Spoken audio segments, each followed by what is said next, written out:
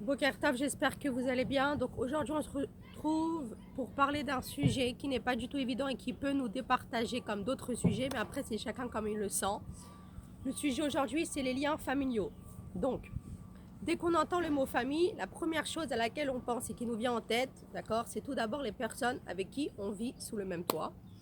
Donc, il y a les parents, il y a les enfants, et tout au long de la vie, les liens sont mis à l'épreuve par rapport aux événements de la vie. C'est-à-dire quand, par exemple, il y a une naissance dans la famille, ou quand il y a la perte d'un être cher, ou une séparation, ou tout simplement que les enfants y grandissent, etc. C'est des choses qui ne sont pas évidentes, mais que ça fait partie de la vie. Ensuite, quand on entend le mot famille, eh ben, on pense à des personnes qui nous aiment, qui nous soutiennent, qui nous protègent, d'accord, en qui on peut avoir confiance, etc., etc.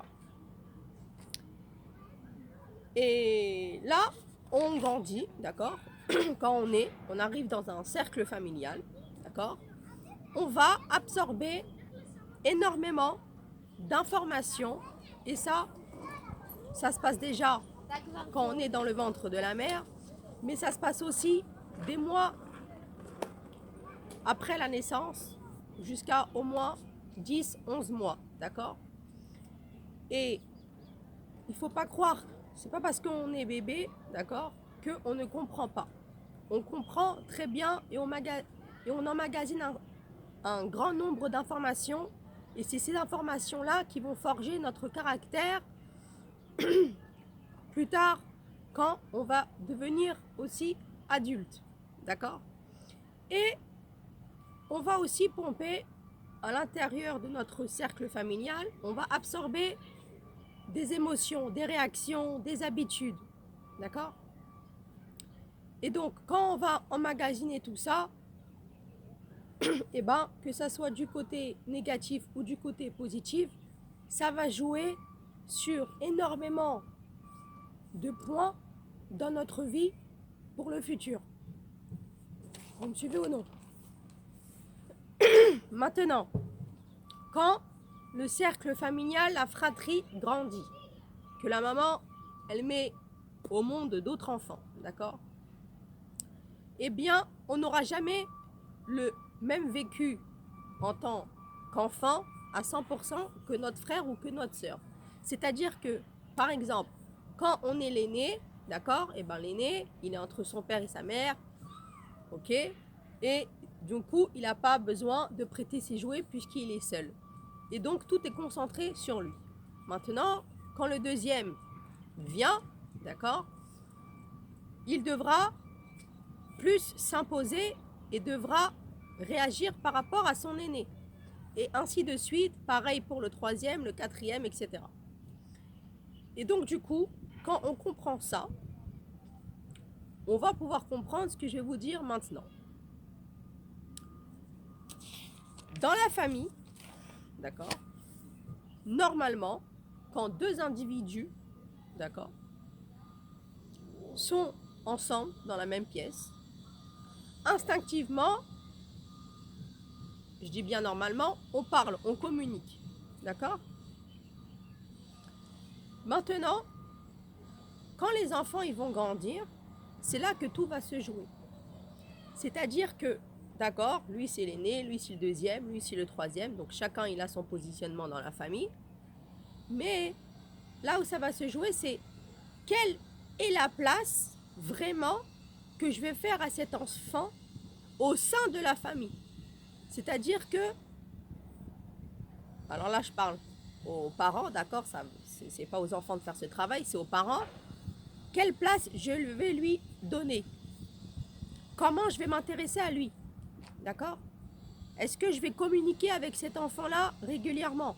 Est-ce que je vais chercher au fond de lui qui il est, c'est-à-dire ce qu'il aime ou ce qu'il n'aime pas, ce qui le met à l'aise ou ce qui le met mal à l'aise?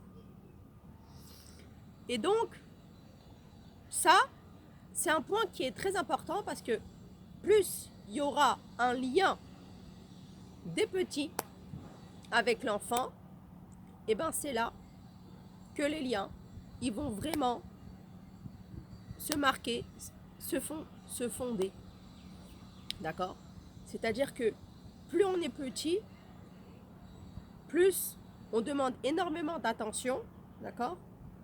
Mais si on s'occupe bien de nous, et si on nous donne ce qu'on a besoin, pas que physiquement dans les habits, etc., mais surtout dans le moral, dans les sentiments, d'accord? Qu'on fait attention à nos réactions, qu'on fait attention, excusez-moi, qu'on fait attention à nos besoins moraux, etc. Donc là, ça va vraiment être des liens sûrs. Et donc, si on va chercher qui est cet enfant, vraiment au fond de lui, donc on va réussir à créer vraiment quelque chose de solide. Mais par contre, si en tant que parent, alors que ce soit la mère ou que ce soit le père, d'accord? Si en tant que parent, je ne fais pas cette chose-là, et du coup je laisse grandir mes enfants comme un arbre qui pousse, d'accord? Un arbre qui pousse, que ça soit sous la pluie, au soleil ou là où vous voulez, d'accord? Eh bien, quoi qu'il arrive, il pousse. Maintenant, est-ce que tous les arbres poussent de la même manière? Non. Il y en a qui poussent droit, il y en a qui poussent tordus, il y en a qui vont avoir des problèmes dans la racine, etc., etc. Eh bien, un enfant, c'est pareil. Plus on lui donne de l'amour, plus on lui donne de l'affection, plus on lui donne un appui solide auquel lui, il peut compter sur nous, etc., etc., plus il va sortir gibor, il va sortir fort, d'accord? Il va avoir confiance en lui, il va s'épanouir. Mais si il n'y a pas tout ça, et ben ça fait tout l'inverse de ce que je viens de te dire. Ça veut dire que ça sera un enfant qui n'aura pas de repères, ça sera un enfant qui aura des problèmes à l'école, de concentration. Et ça fait comme ça plein de conséquences que je ne peux pas toutes les décrire maintenant, mais ça sera un enfant qui aura moins confiance en lui, d'accord? Etc., etc.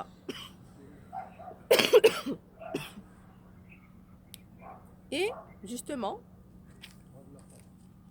si on n'a pas créé de lien avec cet enfant, d'accord? Ce qui va se passer, c'est que au lieu que cet enfant grandit en appartenant à la famille, d'accord? Donc oui, certes, il va grandir au sein de la famille, mais il va grandir comme un individu indépendant. Et ça, c'est pas du tout la même chose. Je répète, quoi qu'il arrive, l'enfant, il grandit dans sa famille. Ok? Bon.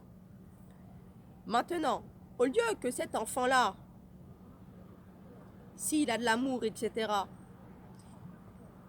s'il n'a pas justement l'amour, l'affection, etc., et qu'on ne s'intéresse pas à lui, au plus profond de lui, d'accord?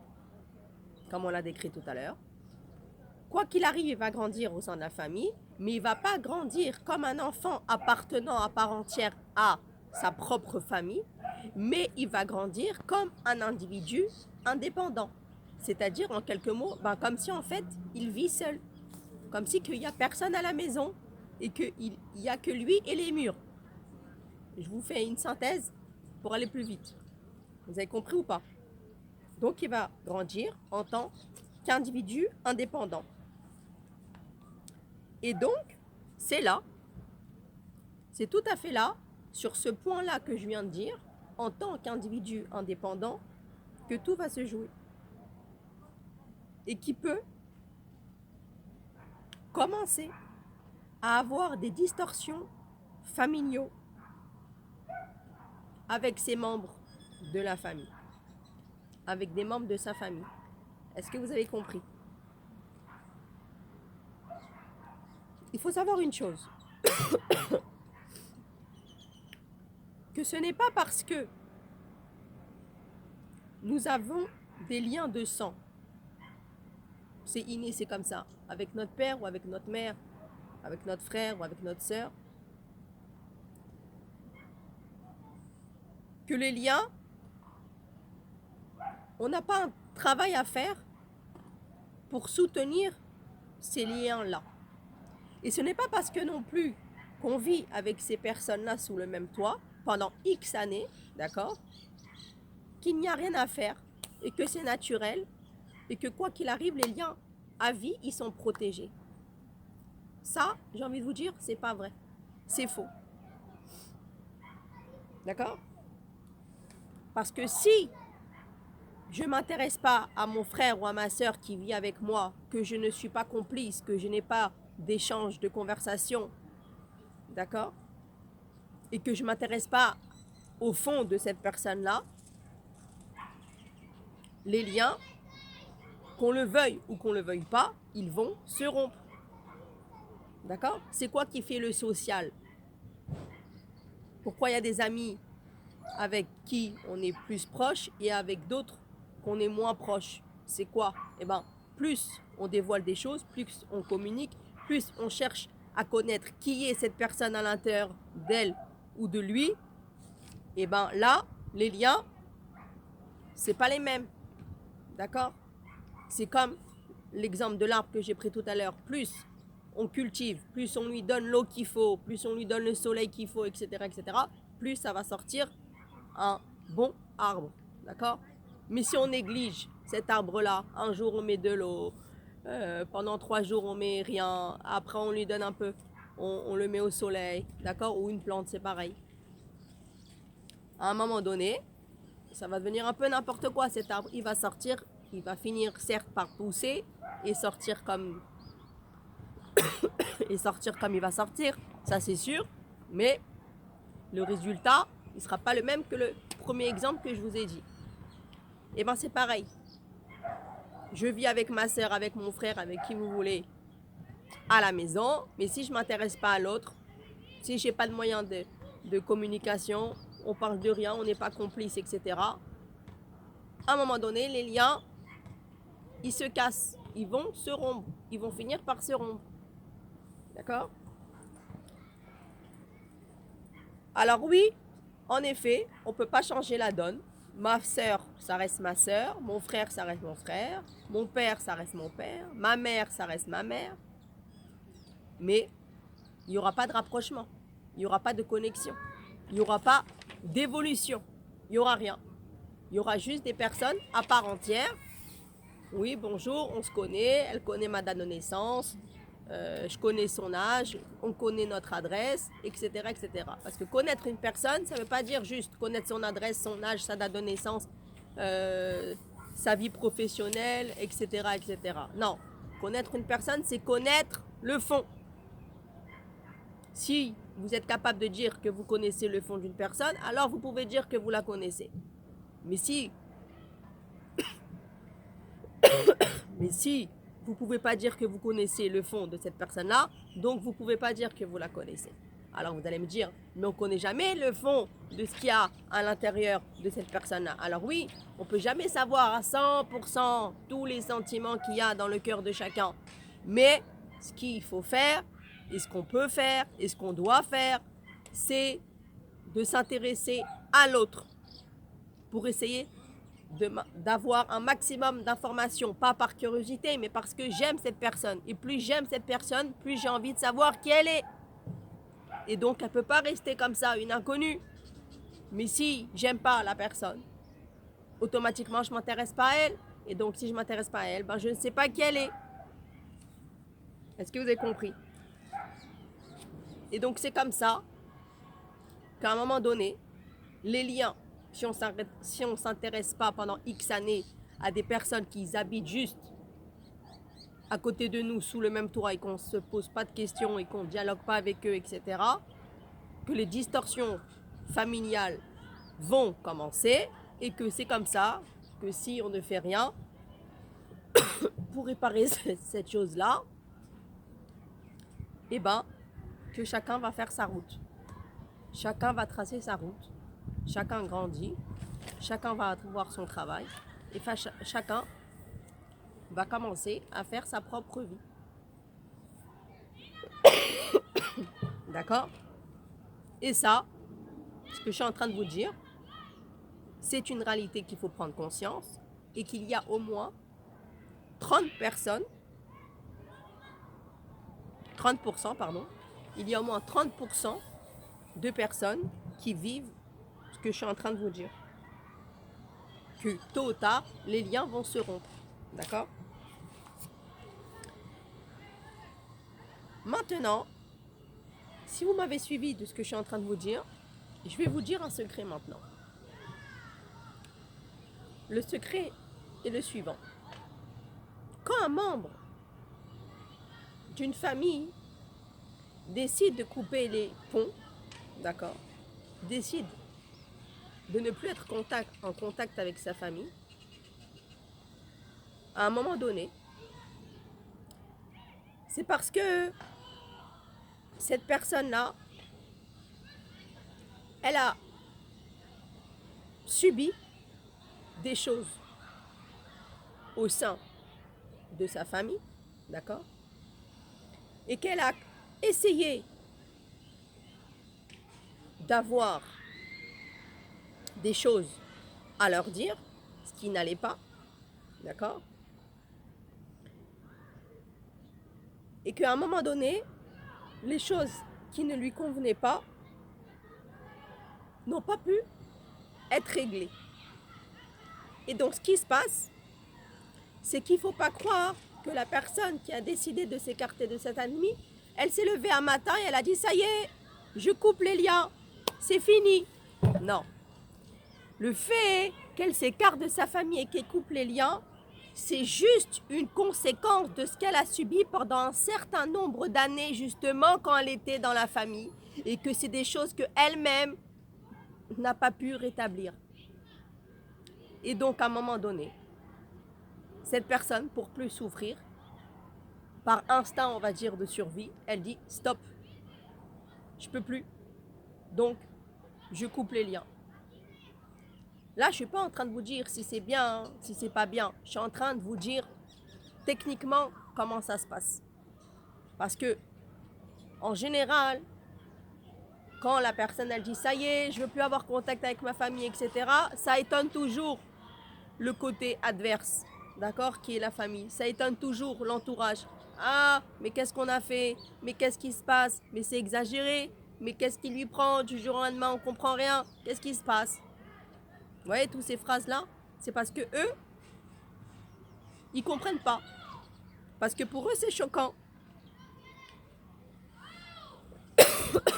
Mais la personne qui a décidé ça, pour son bien à elle, ça s'est pas fait du jour au lendemain.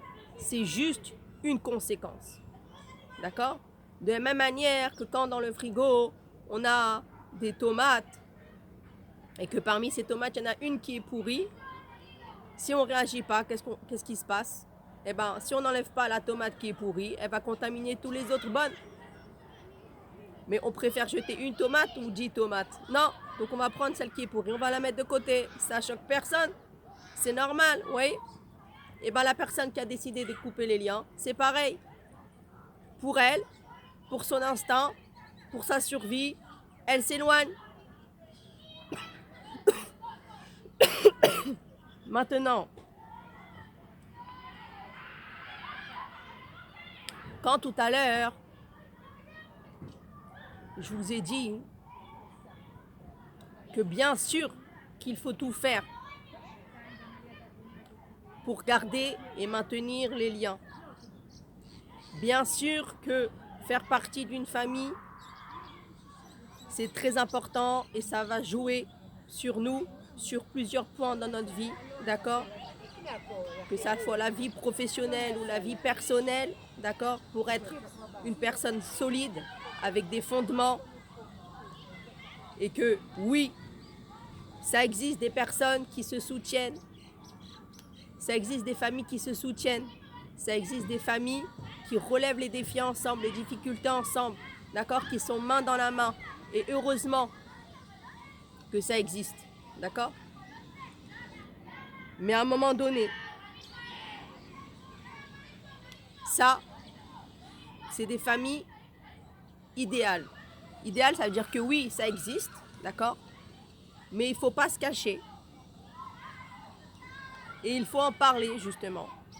Et il faut accepter que de la même manière qu'il y a des familles qui se soutiennent main dans la main et qui remontent chaque difficulté ensemble, et que l'un, il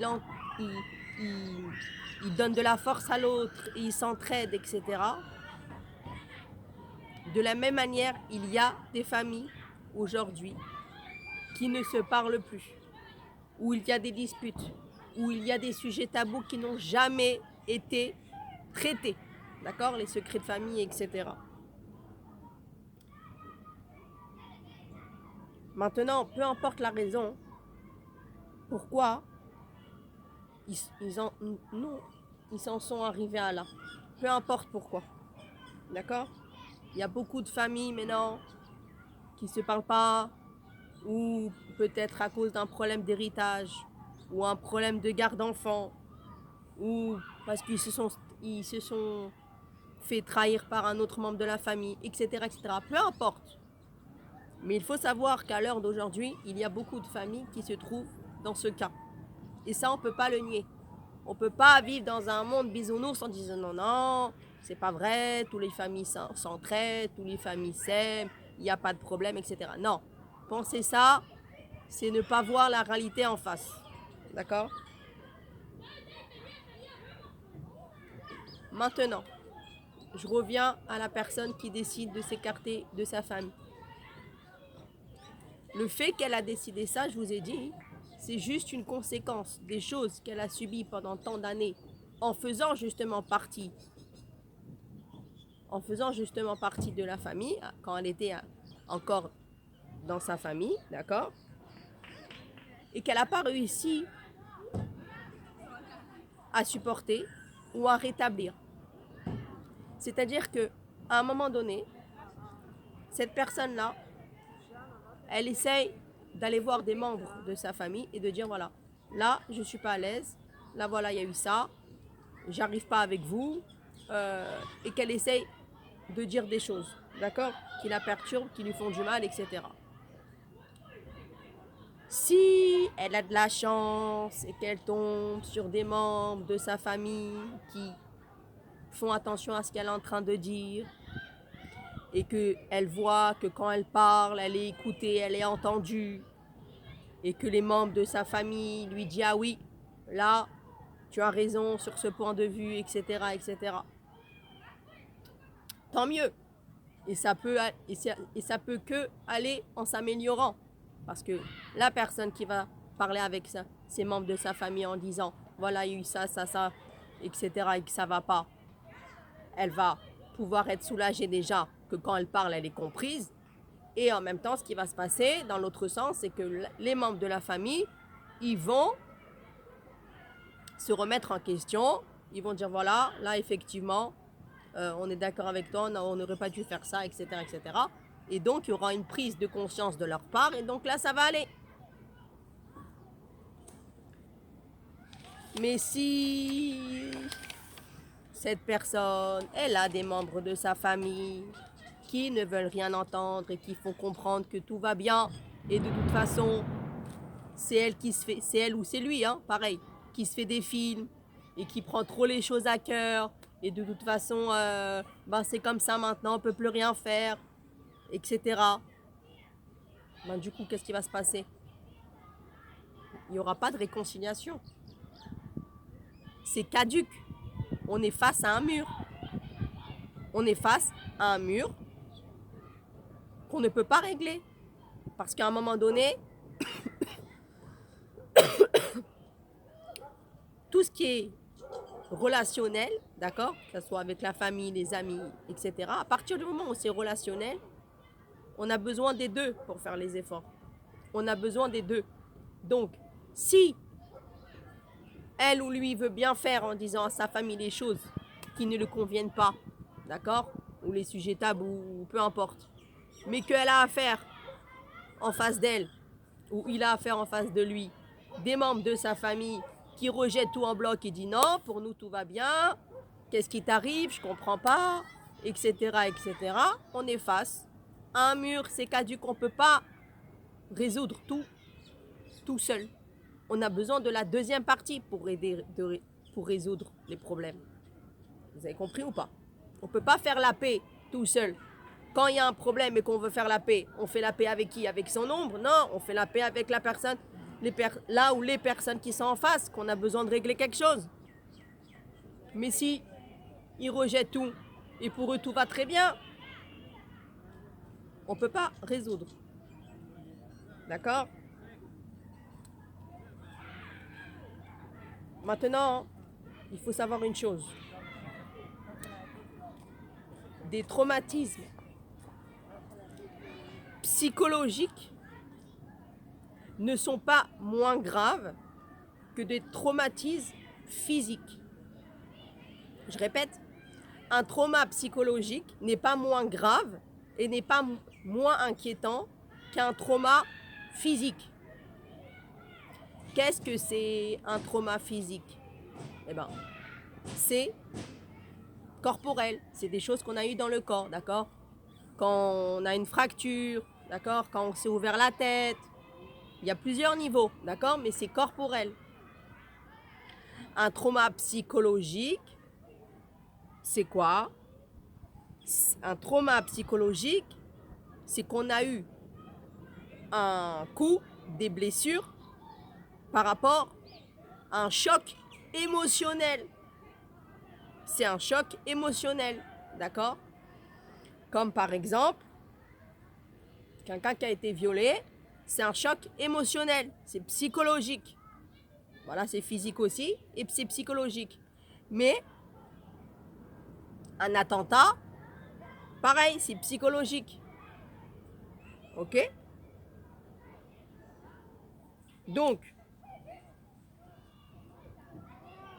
quand on comprend ça, on comprend que c'est quoi qui différencie un trauma psychologique d'un trauma physique? Ben, c'est juste que le trauma physique, on le voit, d'accord? Puisque c'est corporel, c'est sur nous, c'est dans le corps. Mais un trauma psychologique, c'est interne. C'est-à-dire que c'est à l'intérieur de nous, on ne le voit pas, d'accord? Donc, imaginez-vous maintenant que je vous ai expliqué ça, que vous faites un accident de moto, vous tombez sur la tête, vous avez une grosse bosse sur votre tête, d'accord? Est-ce que vous imaginez une seconde un membre de votre famille qui va vous dire « Non, t'inquiète pas, c'est rien, prends juste un Doliprane, ça va passer ». Maintenant, vous êtes éclaté sur le sol, vous avez une grosse bosse sur la tête. Est-ce que vous voyez l'idée, ce que je suis en train de vous dire? Même pas en rêve qu'ils vont vous dire ça. Ils vont vous dire ou ils vont vous emmener directement aux urgences, faire une radio, etc., etc. Mais par contre, quand c'est un trauma psychologique, la famille, elle se permet de dire non, tu exagères, c'est rien. Pourquoi? Qu'est-ce qu'il y a? Il n'y a rien, tout va bien. C'est toi qui te fais des films, c'est pas moi. Et ben ça, c'est ce qui se passe. Quand c'est un trauma psychologique, c'est ce qu'ils font. Comme ils n'arrivent pas à comprendre ce que vous avez.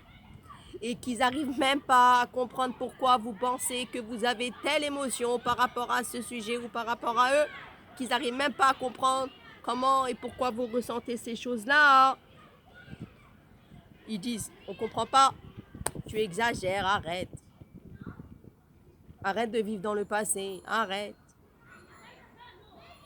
Mais c'est pas que je veux vivre ou pas dans le passé, c'est que le passé, il joue sur mon présent. Et il joue même sur le futur. C'est pas que je cherche à... Ça, c'est un cours qu'on a déjà fait, je pense. C'est pas que je cherche à rester attaché à mon passé. C'est que concrètement, si je travaille pas sur ce passé-là, il joue sur mon présent et il jouera sur mon futur. Et donc, j'ai besoin de les mettre la main dessus pour faire quelque chose. Comprenez ou pas? Donc, maintenant que je vous ai dit ça, je vais conclure en vous disant la chose suivante.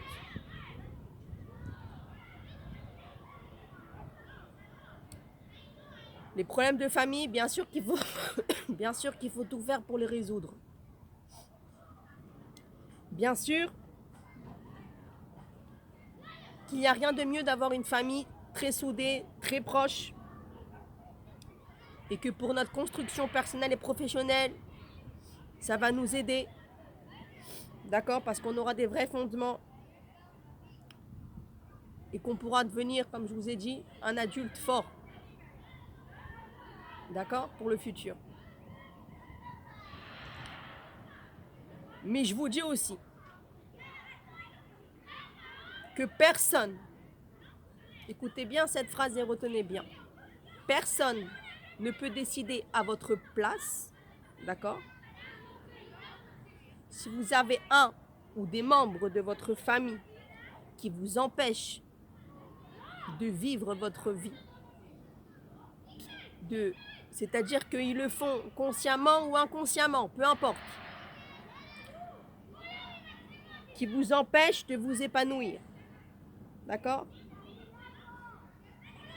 Que dès que vous êtes en relation avec eux, vous voyez que vous n'êtes pas bien, que ça pèse sur vos épaules, ça pèse dans votre morale. Ils vous transmettent leur peur, ils vous transmettent leur inquiétude.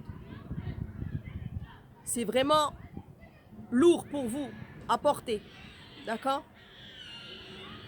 Que dès que vous entendez, vous avez une angoisse, vous pouvez plus, vous voulez plus leur parler, vous êtes pressé de raccrocher le téléphone, etc., etc. Et qu'à l'intérieur de vous, vous voyez que c'est en train de vous pourrir, je vous dis, c'est une relation toxique à bannir. C'est une relation toxique à bannir. Parce qu'il n'y a personne qui peut vous imposer de continuer à être en relation avec X ou Z si vous n'en avez pas envie et que ça vous fait du mal. Ce n'est pas possible. Il n'y a personne qui peut vous obliger d'entretenir une relation que vous n'avez pas envie. Personne. Maintenant, l'homme avec un grand H, on a toujours le choix. Alors oui, c'est vrai que prendre des choix n'est pas du tout évident. D'accord? Ça fait parfois mal, ça fait peur. Donc c'est pas du tout évident de prendre des décisions. Et c'est jamais facile. Mais ce qui est aussi vrai, c'est que si on ne prend pas de décision, on n'avancera pas. Et ne pas avancer, automatiquement, on va à reculons. Rappelez-vous du vélo avec la pente que j'ai l'habitude de donner. Si on est dans une pente sur un vélo et que on ne continue pas à pédaler, automatiquement, sans rien faire, le vélo descend de la pente. Il va à reculons. Et c'est chose à ne pas faire. Vous devez construire votre vie. Vous devez être fort pour vos propres enfants. Alors, ce qu'il y a eu dans le passé, il y a eu. Mais vous devez toujours, dans n'importe quelle situation, garder la tête haute.